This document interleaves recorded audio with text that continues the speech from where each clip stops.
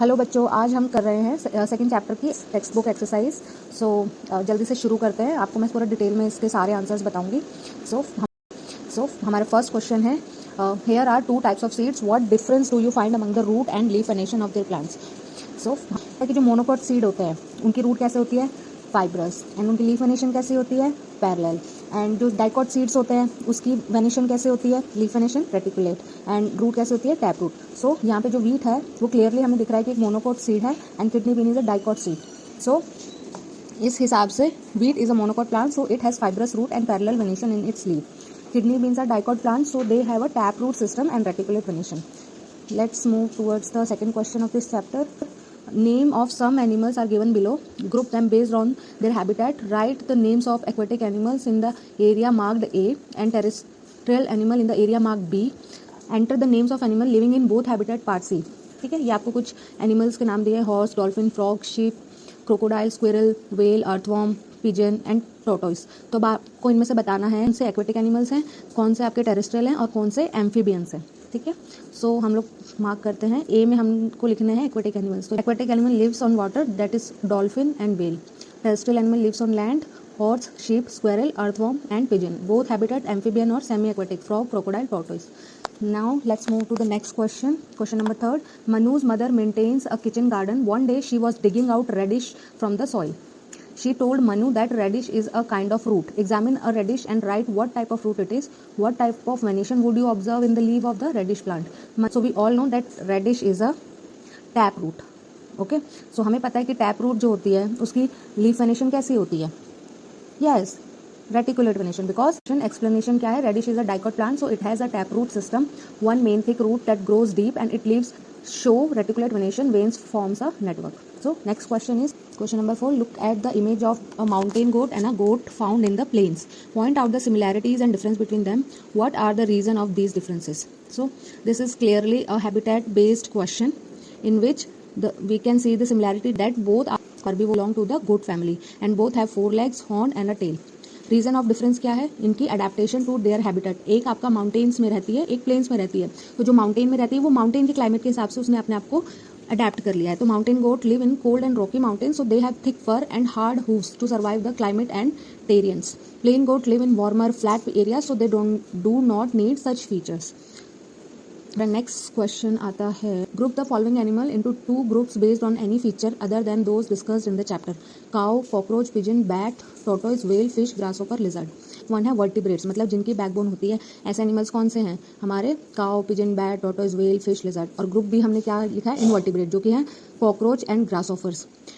हमारे next question, group the following है, as the population grow want more comfortable lives, forests are being cut down to meet various needs. How can this affect our surrounding? How do you think we can address this challenge? तो इस question में क्या पूछ रहा है वो आपसे कि जैसे जैसे पॉपुलेशन बढ़ रही है, लोगों को और कंफर्टेबल लाइफ चाहिए, जिसकी वजह से हम जितने भी जंगल्स हैं उनको काट रहे हैं। तो इसका असर आपके सराउंडिंग पे कैसे आएगा? फॉरेस्टेशन हो रही है तो सबसे पहले तो क्या होगा, बायोडाइवर्सिटी खत्म होगी ना, क्योंकि बहुत सारे प्लांट्स आप जब काट रहे हो तो उन पे रहने वाले एनिमल्स, बर्ड्स सब मरेंगे, उनका सबका घर चला जाएगा। इंक्रीज इन ग्लोबल वार्मिंग, जब ज़्यादा कम ट्रीज होते हैं तो जो CO2 जितनी हम प्रोड्यूस कर रहे हैं उतनी जो प्लांट्स है वो एब्जॉर्ब नहीं कर पा रहे हैं, मतलब ग्लोबल वार्मिंग बढ़ रही है। सॉइल इरोजन होगा क्योंकि जो रूट्स हैं वो आपके सॉइल को पकड़ के रखती हैं। चेंज इन रेनफॉल पैटर्न, जहाँ ज़्यादा पेड़ होते हैं वहाँ रेन भी ज़्यादा होती है। Loss of medicinal plants, obviously जब आप जंगल काट रहे हो, जंगल में हज़ारों करोड़ों मेडिसिनल प्लांट्स आपको मिल जाएंगे। एनिमल्स में enter cities in search of food leading to conflict. आपने बहुत बार न्यूज़ सुनी होगी कि गांव में शेर घुस गया, चीता घुस गया। तो क्यों घुस रहे हैं, क्योंकि आप उनके घर पे जा रहे हो, मतलब लोग उनके घर को उजाड़ के अपना घर बना रहे हैं, तो ऑब्वियसली वो तो आएंगे ही ना आपके घर के पास। अगला है इसको सुधारने के लिए हम क्या कर सकते हैं। सबसे पहली बात है हम एफॉरेस्टेशन कर सकते हैं, मतलब हम ज़्यादा से ज़्यादा ट्रीज लगा सकते हैं। इको फ्रेंडली मटीरियल यूज़ कर सकते हैं, रिसाइकल कर सकते हैं चीज़ों को, सस्टेनेबल डेवलपमेंट को प्रमोट कर सकते हैं, एजुकेट कर सकते हैं अपने आसपास के लोगों को कि फॉरेस्ट हमारे लिए क्यों ज़रूरी है। पेपर का कम से कम यूज़ करें ताकि वुड कम यूज़ हो। प्रोटेक्ट करें फॉरेस्ट एरिया को, जो कि वाइल्ड लाइफ कंजर्वेशन में भी हेल्प करता है। नेक्स्ट क्वेश्चन है हमारा, analyse the flow chart, what can be examples of A and B. Plant, yes. Does it have leave, yes. Does it have reticulate venation, अगर हाँ है तो वो कौन सा होगा, अगर ना है तो वो कौन सा होगा। अगर रेटिकुलेट वेनेशन है तो कैसा प्लांट होगा, डाइकॉट प्लांट, और नहीं है तो कैसा होगा, मोनोकोट प्लांट। तो ए हमारा कोई भी डाइकोट प्लांट ले लो आप, पीपल, मैंगो, बीन, सबकी रेटिकुलेट वेनेशन है। और बी में आप कोई भी मोनोकोट प्लांट ले लो, वीट, ग्रास, मीन्स, क्योंकि उनके पास पैरेलल वेनेशन है। It is a very simple answer. Next question, that Raj argues with his friend Sanjay that गुड़हल यानी कि hibiscus plant is a shrub.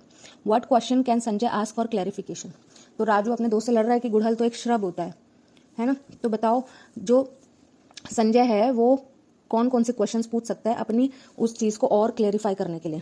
तो व्हाट इज़ द साइज, हम लोग श्रब कैसे डिफाइन करते हैं कि उनका साइज, हाइट कितनी है, ठीक है। और डज द गुड़हल plant have a hard woody stem, क्या उसके पास हार्ड वुडी स्टेम है, यस है।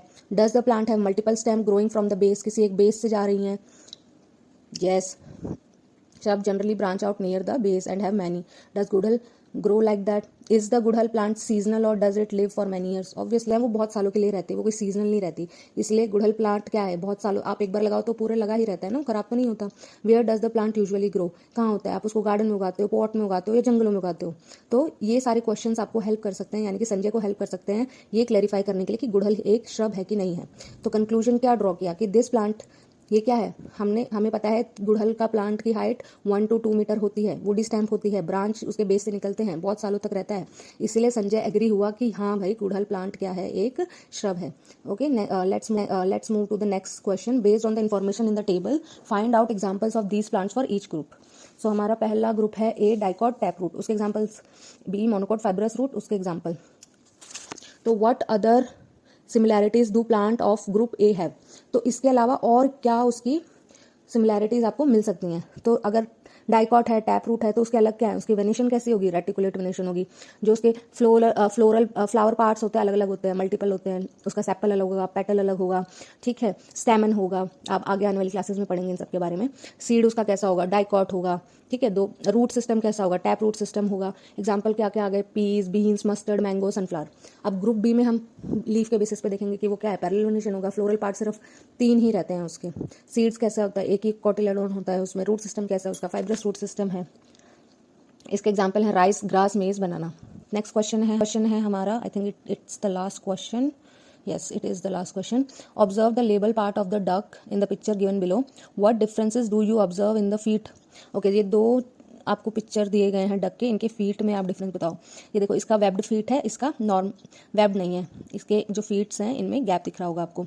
डक और pigeon, which activity would duck be able to perform using this part. तो what difference do you observe in the feet of the duck? Duck have webbed feet with a membrane between their toes. Other bird like pigeon have no webbed foot. Webbed feet help dogs swim efficiently, ठीक है। जो webbed फूट होते हैं, इनके feet होते हैं, ये इनको स्विम करने में हेल्प करते हैं पानी में। And duck use this feet like paddles, जैसे आपके बोट में पैडल्स होते हैं ना, उस तरीके से, ताकि वो स्विम कर सके। लेकिन जो पिजन है वो स्विम नहीं कर पाएंगे क्योंकि उनके पास वो फीचर ही नहीं है। सो ये था आपका last question. I hope you liked it. If you like it please like, share, subscribe and मुझे कमेंट सेक्शन में बताइए आपको मेरे वीडियोस कैसे लग रहे हैं। तब तक के लिए पढ़ते रहिए, खेलते रहिए, मस्त रहिए, बाय।